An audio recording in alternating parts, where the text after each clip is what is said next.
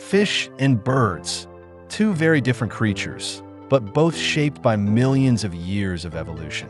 So, how do they take such different paths?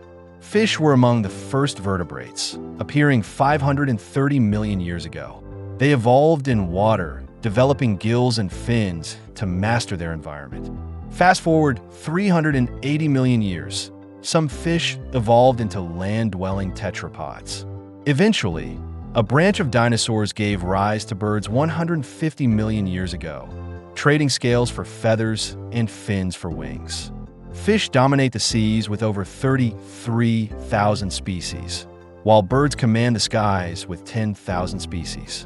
Two evolutionary wonders, thriving in their own worlds. From water to sky, fish and birds show us the power of adaptation.